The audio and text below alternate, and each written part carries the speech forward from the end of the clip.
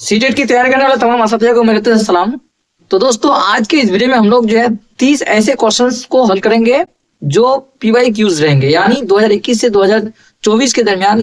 तो ये सारे सवाल जो पूछा गया है उसी के बेस पर, यानी उसी की बुनियाद पर हम जो है आज 30 ऐसे सवाल को हल करेंगे जो आने वाले सीटेट की एग्जाम के लिए बहुत ही इंपॉर्टेंट रहने वाले हैं। तो चलिए इस 30 क्वेश्चंस को, सवालों को हम लोग जो है पढ़ते हैं इनके वजूहत के साथ। सवाल नंबर 1 में पूछा जा रहा है कौमी तालीमी पॉलिसी, यानी हम लोग जिसको NEP कहते हैं, 2020 के मुताबिक में फाउंडेशनल स्टेज, यानी हम लोग इंग्लिश में भी इसको फाउंडेशनल स्टेज कहते हैं, किस चीज पर ज्यादा जोर देती है। NEP 2020 जो है फाउंडेशनल स्टेज को किस चीज पर ज्यादा जोर देती है। यहाँ पे सवाल ऑप्शन नंबर ए है सिर्फ नसाबी किताब पर, यानी सिलेबस की जो किताब है उसी पर, या खेल पर मुबनी और सरगर्मियां पर मुबनी तालीम, यानी play based and activity based.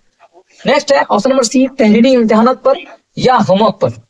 तो इसका जवाब जो है वो है फाउंडेशनल स्टेज में खेल पर मुबनी और सरगर्मी पर मुबनी जो है तालीम दी जाती है। ठीक है, इसका जवाब इसलिए बी नंबर है क्योंकि NEP 2020 के मुताबिक छोटे बच्चों यानी फाउंडेशन स्टेज के लिए किताबों के बोझ के बजाय खेलकूद और सरगर्मियों के जरिए सीखना सबसे अहम है। बच्चे जब छोटे होते हैं तो उसको इतनी जल्दी किसी चीज को पढ़ाना मुश्किल है जितना कि हम खेल के जरिए या कोई गेम्स वगैरह करके, एक्टिविटी करके उसको कोई चीज सिखा सकते हैं। ठीक है, अब देखिए सवाल नंबर 2 में है जबान की क्लास में बसरी और समई माविना यानी ऑडियो विजुअल एड्स का इस्तेमाल क्यों जरूरी है। कोई बच्चा जो है क्लास में बहरापन है या सुनने में उसको कमी है, तो ऑप्शन नंबर ए में है उस्ताद की मेहनत कम करने के लिए, मुख्तलिफ किस्म के सीखने वालों के लिए की जरूरियात पूरा करने के लिए, नेक्स्ट क्लास को सजाने के लिए, या बच्चों को खामोश रखने के लिए। तो देखिए बच्चों को खामोश रखना एक नेगेटिव पॉइंट है, तो ऑप्शन नंबर बी सही है, मुख्तलिफ किस्म के सीखने वालों के लिए। ऑप्शन नंबर बी सही है क्योंकि हर बच्चे का सीखने का अंदाज यानी लर्निंग स्टाइल अलग होता है। कुछ देख कर सीखते हैं और कुछ सुनकर। ये जराए सबको शामिल करने में मदद देते हैं। कोई समाज में रहकर सीखता है, कोई देख के सीखते हैं, कोई जो है खुद से करके सीखता है, कोई आवाज को सुनकर जो है कोई चीज सीखते हैं। इसलिए ये जराए जो है सबसे मावन होती है और ये ऑप्शन सही होगा। सवाल नंबर 3 में बोला जा रहा है कि वाइगोट्स्की के मुताबिक बच्चे जबान किसके जरिए सबसे बेहतर सीखते हैं। वाइगोट्स्की का क्या कहना है कि बच्चे किस चीज के जरिए सबसे अच्छे तरीके से जो है जबान सीख पाते हैं। ऑप्शन में ए में इनफरादी मुताला से, यानी खुद से जो है वो पढ़ते हैं, या हम उम्र साथियों के साथ तामुल, अपने हम उम्र साथी के साथ जो है वो रहकर जो है सीख पाते हैं तामुल करके, या खामोशी से सुनकर। खामोशी से कोई चीज सुना जाता है तो इतनी जो है यहाँ पे जो है तरक्की या उसके जो आमोजिश होगा वो नहीं कर पाएंगे। ठीक है, कवायद रटकर। देखिए रटना एक क्या है, एक नेगेटिव पॉइंट है, तो इसलिए सही जो आंसर होगा वो है बी नंबर, हम उम्र साथियों के साथ। ठीक है, क्या होगा उसके साथ अगर वो रहेंगे तो वो कोई भी चीज यानी खासतौर पर लैंग्वेज जो है वो सीख पाएंगे। इसकी वजह यह है क्योंकि वाइगोट्स्की का समाजी सकाफती नजरिया कहता है कि समाजी तामुल और बातचीत जबान सीखने की क्या है, बुनियाद है। सवाल नंबर 4 में है तस्कीली जांच यानी फॉर्मेटिव असेसमेंट का बुनियादी आला टूल कौन सा नहीं है। इनमें से कौन सा ऑप्शन है जो तस्कीली जांच में फॉर्मेटिव असेसमेंट में नहीं आता है। क्विज, पोर्टफोलियो, सालाना इम्तिहान, मुबाहिसा। तो देखिए हम लोग क्या सालाना इम्तिहान उसी वक्त लेते हैं जब हम लोग समेटिव एग्जाम लेते हैं।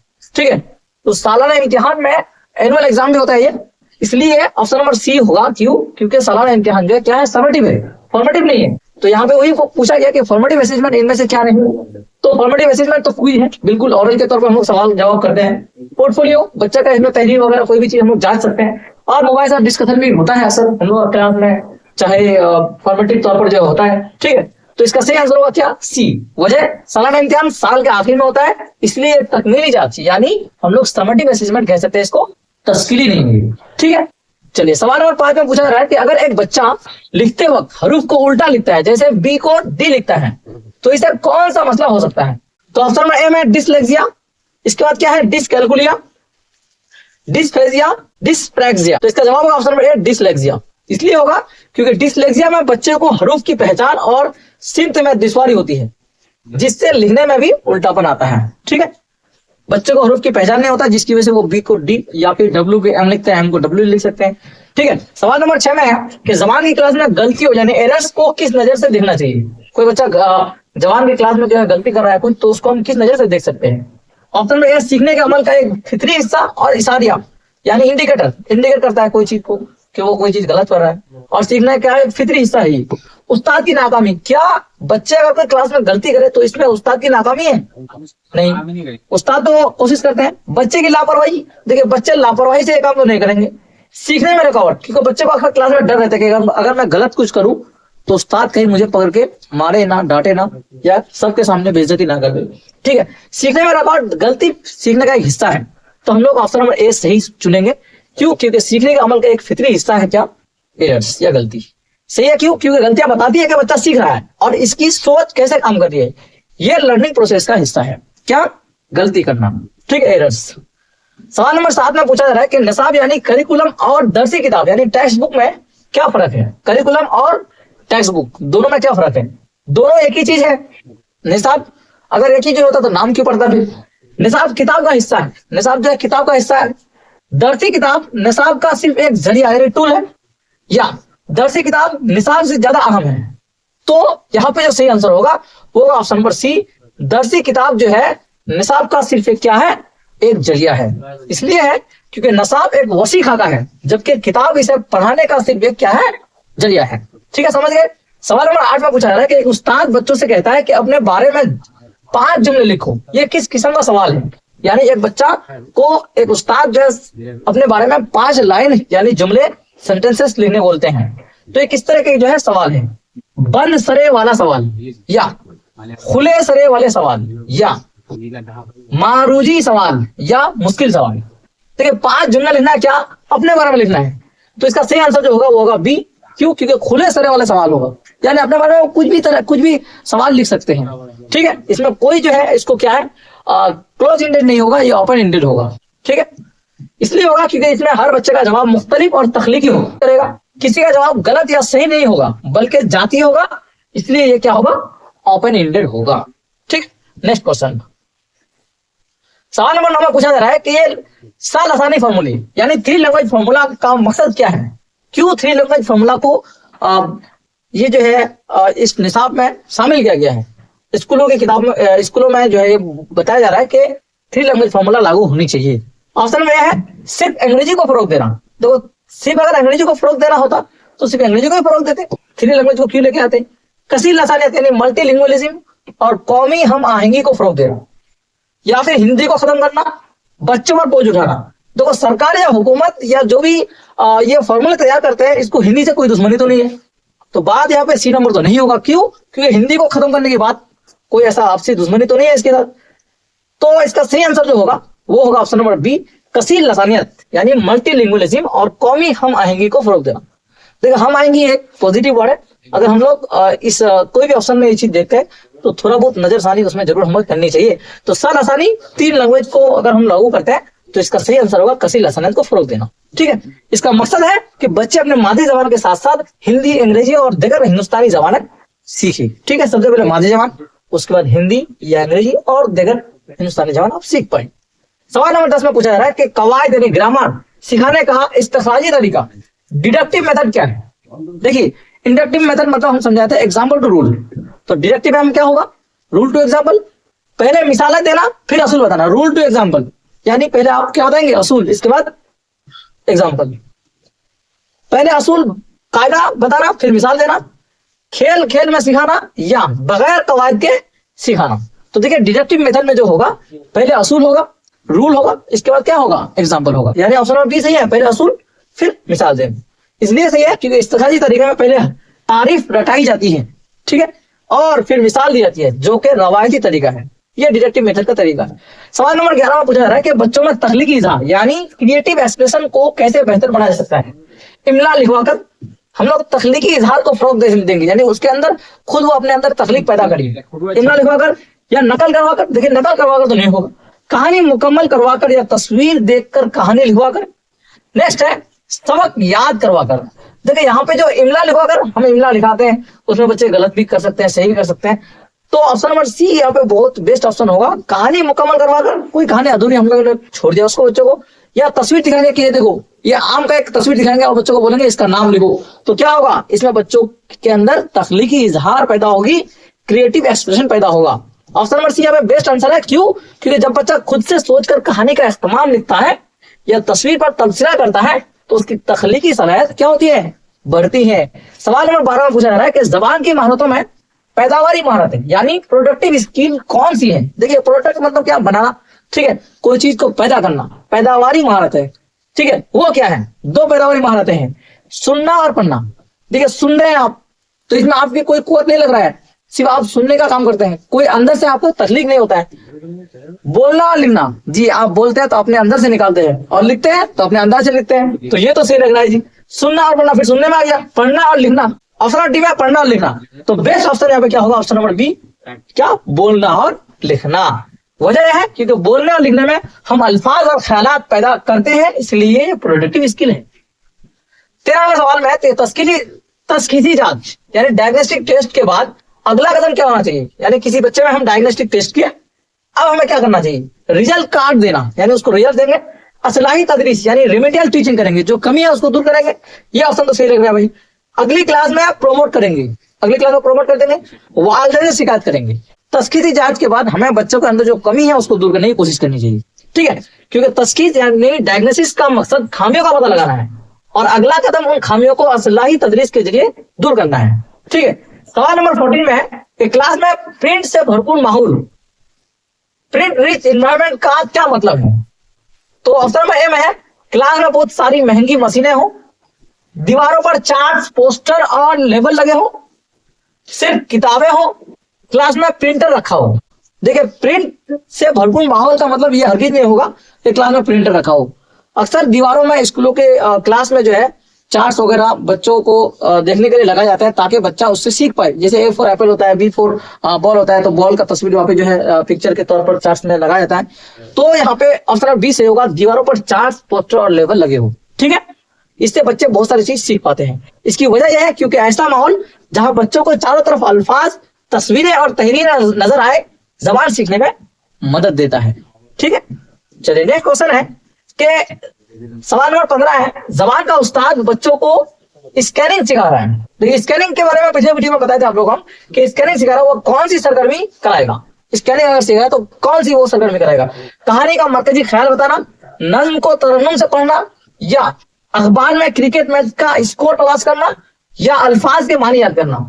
देखिए स्कैनिंग का मतलब हम पिछले वीडियो में बताए थे आप लोगों को कि किसी चीज को तलाश करना, ठीक है। तो यहाँ पे देखिए ऑप्शन नंबर सी में सही बात बोला जा रहा है कि अखबार में क्रिकेट मैच का स्कोर तलाश करना। अखबार है और वहां पे आप कुछ देख रहे हैं, या आपका स्कूल में रिजल्ट दिया चार्ट में और आप चार्ट में अपना रोल नंबर के हिसाब से जो अपना रिजल्ट चेक कर रहे हैं, ये क्या होगा? ये स्कैनिंग कहलाएगा, ठीक है। ऑप्शन नंबर सी सही है। किसी खास मालूमात यानी स्पेसिफिक इंफॉर्मेशन को ढूंढने के लिए मतन पर तेजी से नजर डालना ही स्कैनिंग कहलाता है, ठीक है। सवाल नंबर 16, चॉम्स्की के मुताबिक एलएडी का मुकम्मल नाम क्या है? Language acquisition device, language association detector, या लर्निंग एडेड डिवाइस, या लैंग्वेज एप्टीट्यूड डेवलपमेंट। तो इसका सही आंसर होगा लैंग्वेज एक्विजिशन डिवाइस, ठीक है। इसका जवाब इसलिए ऑप्शन नंबर ए है क्योंकि चॉम्स्की का कहना है कि इंसान क्या है? एलएडी यानी लैंग्वेज एक्विजिशन डिवाइस जबान के इक्तिसाब का आला के साथ पैदा होता है, ठीक है। नेक्स्ट क्वेश्चन, इब्तदाई सतह पर नज्म यानी पोएट्री पढ़ाने का बेहतरीन तरीका कौन सा है? हम कोई नज्म पढ़ाते बच्चों को तो किस तरह पढ़ाएंगे? खामोश मुताला के जरिए, कवायद की वजाहत के साथ, या अदाकारी और तरन्नुम के साथ? तरन्नुम के साथ हम अगर गाते हैं या बोलते हैं कोई नज्म को तो बच्चे बहुत ही अच्छे तरीके से उसको सीख पाएंगे।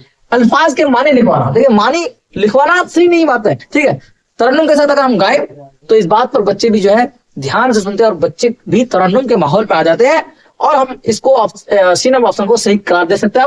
अदाकारी और तरन्नुम के साथ हम इसको राइम्स के साथ अगर किसी चीज को पढ़ाते हैं तो बच्चे इसमें खुश होकर शामिल होते हैं और हमारे साथ मदमोश होकर, ठीक है, हमारे साथ तरन्नुम के साथ वो भी जो है इसको गाना शुरू कर देता है, ठीक है। इस तरह हम लोग कह सकते हैं मछली जल की रानी है, जीवन उसकी पानी है, इस तरह कह सकते हैं। अब देखिए वजह है क्योंकि बच्चे एक्शन और गाने के अंदाज में नज्म को सबसे ज्यादा एंजॉय करते हैं और सीखते हैं। सवाल नंबर 18 में, अगर आपकी क्लास में एक बच्चा बहरेपन यानी हियरिंग इंपेयरमेंट का शिकार है तो आप क्या करेंगे? एक बच्चा आपकी क्लास में जो बहरा है या बहरेपन में मुब्तला है वो, तो क्या करेंगे आप? इसे पिछली सीट पर बैठाएंगे? बिल्कुल गलत बात है। इससे बात करते वक्त अपने चेहरे के तासरात और लबों की हरकत वाजा कर रखेंगे। इसे आप स्कूल से निकाल देंगे या सिर्फ ऑडियो टेप सुनाएंगे? बिल्कुल नहीं। ऑप्शन नंबर सी बी सही है। इससे बात करते वक्त अपने चेहरे के तासरात और लबों की हरकत यानी लिप रीडिंग वाजा रखेंगे।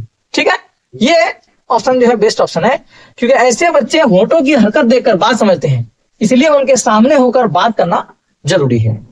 सवाल नंबर 19, B.F. स्किनर के मुताबिक जबान कैसे सीखी जाती है? स्किनर का क्या कहना है कि जबान हम कैसे सीख पाएंगे? फितरी सलाहियत से, नकल और कॉमिक यानी इमिटेशन एंड रीइंफोर्समेंट से, समाजी तामुल से, मानी समझकर। तो देखिए इसका सही आंसर जो होगा वो होगा नकल और कॉमिक यानी इमिटेशन एंड रीइंफोर्समेंट के जरिए हम जो है क्या कर सकते हैं, जबान सीख पाते हैं। किसके मुताबिक? B.F. स्किनर के मुताबिक। स्किनर का मानना था कि बच्चे बड़ों की नकल करते हैं और इनाम और तारीफ यानी रीइंफोर्समेंट मिलने पर सीखते हैं। रिवार्ड एंड पनिशमेंट पर ये जोर दिया। सवाल नंबर 20 में है कि कौन सा सवाल बच्चे की तनकीदी सोच यानी क्रिटिकल थिंकिंग को फरोग देता है? कोई चीज वो सोचने में मजबूर हो जाएगा, तनकीदी सोच पैदा होगा उसके अंदर। इनमें से कौन सा सवाल है? पाकिस्तान का दारुल हुकूमत क्या है यानी पाकिस्तान की राजधानी क्या है? आपके ख्याल में कहानी का इंजाम मुख्तलिफ कैसा हो सकता था और क्यों? नेक्स्ट है 2 और 2 कितने होते हैं? नेक्स्ट है नंद के शायर का नाम बताइए। एक बार बताइए, यहाँ पे सबसे पेचीदा सवाल आपको लगता है ऑप्शन नंबर बी। क्यों? क्योंकि यहाँ पे क्यों आया? आपके ख्याल में कहानी का इंजाम मुख्तलिफ कैसे हो सकता था और क्यों? देखिए क्यों मतलब ही होता है किसी चीज के बारे में आप सोच रहे हैं कि उसकी वजह क्या होगा। ठीक है, आप वजूहात यानी उसके एक्सप्लेनेशन को देख, उसके वजूहात को आप देख रहे हैं कि इसका आंसर क्या होगा। जैसे आसमान का रंग नीला है, क्यों? सवाल नंबर 1 में बोला था पाकिस्तान का दारुल हुकूमत क्या है, तो कोई एक जगह का नाम होगा। इतना इसमें सोचने की जरूरत नहीं है। 2 और 2 कितने होते हैं? 4 होते हैं बच्चे। नंद के शायर का नाम कोई भी एक शायर हो सकता है, अल्लामा इकबाल कोई भी एक हो सकता है, लेकिन यहाँ पे आपको थोड़ा बहुत सोचने की जरूरत पड़ती है, इसलिए ऑप्शन नंबर बी सही होगा। क्यों? क्योंकि सवाल में बच्चे को तजजिया करना होगा, दलील देनी होगी और नया सोचना होगा, जो तनकीदी सोच है। बिल्कुल नया सोचने को हम तनकीदी सोच कह सकते हैं। सवाल नंबर 21, जबान के निज़ाम में अदब यानी लिटरेचर को शामिल करने का मकसद क्या है? आप लिटरेचर को क्यों लेके आ रहे हैं? बच्चे पर बोझ डालना चाहते हैं? नहीं, बिल्कुल नहीं, बिल्कुल नहीं।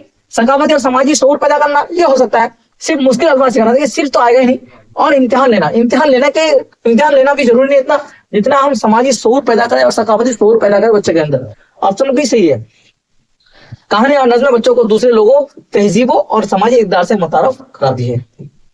सवाल नंबर 22, एक उस्ताद तुलबा को ग्रुप में काम देता है यानी ग्रुप वर्किंग देता है, इसका फायदा क्या है? उस्ताद का क्या फायदा है? उस्ताद को सोने का वक्त मिल जाएगा? बिल्कुल नहीं, उस्ताद सोने के लिए नहीं बना है, पढ़ाने के लिए बना है।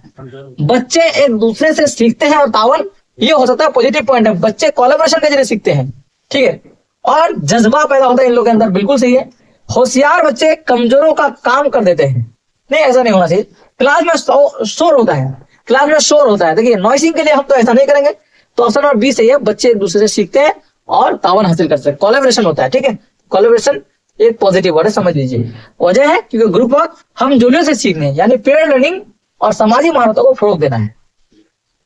सवाल नंबर 23, कुल जिस्मानी रद्द-ए-अमल हम जिसको हम TPR कहते हैं, टोटल फिजिकल रिस्पॉन्स का इस्तेमाल किस महारत के लिए बेहतरीन है? जिस्मानी रद्द-ए-अमल, कुल जिस्मानी रद्द-ए-अमल किस काम को अंजाम देने के लिए बेहतर माना जाएगा? सुनने और अमल करने के लिए, लिखने के लिए, पढ़ने के लिए, बहस करने के लिए? ठीक है, सुनने और अमल करने के लिए होगा, लिसनिंग। ठीक, ऑप्शन नंबर ए सही है, क्योंकि TPR में बच्चा सुनता है और जिस्मानी हरकत से जवाब देता है। ये इब्तिदाई सतह पर सुनने की महारत और अल्फाज सिखाने के लिए बेहतरीन है। सवाल नंबर 24, जवाब की क्लास में हकीकी मवाद यानी ऑथेंटिक मटेरियल से क्या मुराद है? ऑप्शन नंबर ए में है नसाबी किताब, अखबार, रेस्तरां का मेनू या ट्रेन का टिकट, उस्ताद के नोटिस, तालिब इल्म का होमवर्क। तो देखिए जबान की क्लास में हकीकी मवाद जो है हम जो है अखबार के बारे में कह सकते हैं बच्चों को कि अखबार एक अच्छी कोई भी एक जानकारी हासिल करने का खास जरिया है। रेस्टोरेंट का मेनू और ट्रेन का टिकट, ये जो है क्या होगा, हकीकी जिंदगी में हमारे काम आते हैं और ये जो है क्या होगा, सही आंसर होगा। वह चीजें जो खास तौर पर स्कूल के लिए नहीं बने बल्कि असल जिंदगी में इस्तेमाल होती है, जब उन्हें पढ़ाने में इस्तेमाल करें तो ये क्या होगा, ऑथेंटिक मटेरियल कहलाती है। बिल्कुल पढ़ाने में हम इस्तेमाल कर सकते हैं, किसको? अखबार को इस्तेमाल कर सकते हैं, रेस्टोरेंट का मेनू जो होता है वो इस्तेमाल कर सकते हैं, ट्रेन का टिकट इस्तेमाल कर सकते हैं कि देखिए ट्रेन का टिकट में किस तरह से जो है कौन सी बातें लिखी हुई है।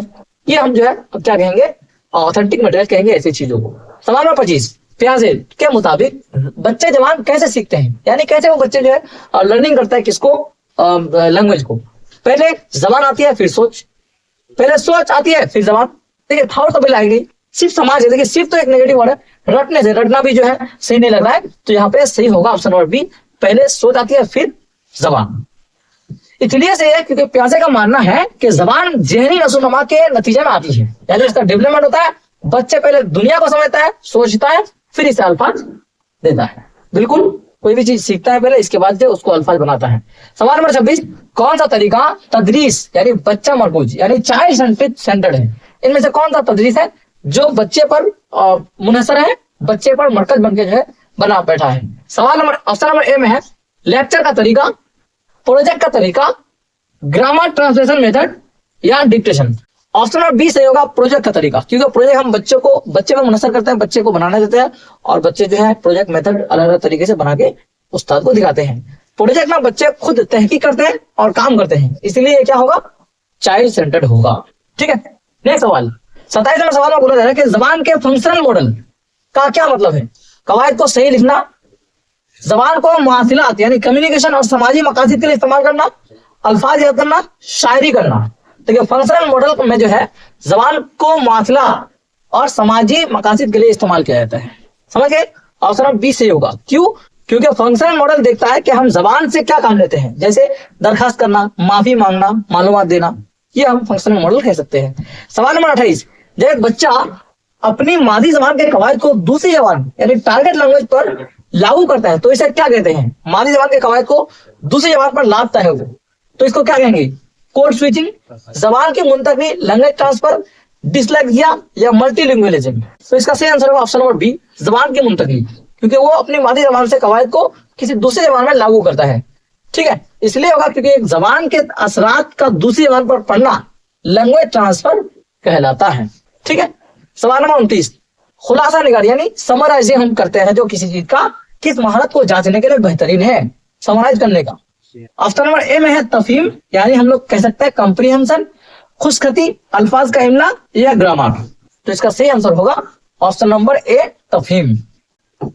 इसलिए ऑप्शन नंबर ए सही होगा क्योंकि खुलासा वही करता है, खुलासा वही कर सकता है जिसने मतन पढ़कर या सुनकर अच्छी तरह समझा, कंप्रीहेंशन हो, समझा हो। ठीक है, सवाल नंबर 30, शमूलियाती तालीम यानी हम लोग इसको इंक्लूसिव एजुकेशन कहते हैं, इसमें जबान के उस्ताद का क्या किरदार है। एजुकेशन, इंक्लूसिव एजुकेशन में जबान के उस्ताद का क्या रोल रहते हैं। सिर्फ नसाब मुकम्मल करना सिर्फ नहीं होगा, हर बच्चे की इनफरादी सलाहियत और जरूरत के मुताबिक तदरीसी हिकमत अमली अपनाना। हाँ, ये हो सकता है जिस बच्चे के अंदर जिस तरह की कमी है उस कमी को दूर करना सही लग रहा है। कमजोर बच्चों को नजरअंदाज करना ये गलत लग रहा है। सिर्फ जहीन बच्चों पर तवज्जो देना, देखिए सिर्फ फिर यहाँ आ गया, और जहीन बच्चों को यहाँ की तवज्जो दी, जो कमजोर बच्चा है उसको क्या हम नजरअंदाज कर दे, नहीं, बिल्कुल नहीं। ऑप्शन नंबर बी सही होगा। क्यों, क्योंकि हर बच्चे की इनफरादी सलाहियत और जरूरत के मुताबिक तदरीस हिकमत अमली अपनाना है। क्यों, क्योंकि शमूलियाती क्लास में नॉर्मल और माजूर सब बच्चे होते हैं, उस्ताद को सबकी जरूरियात डिफरेंशिएशन का ख्याल रखना पड़ता है। Thank you.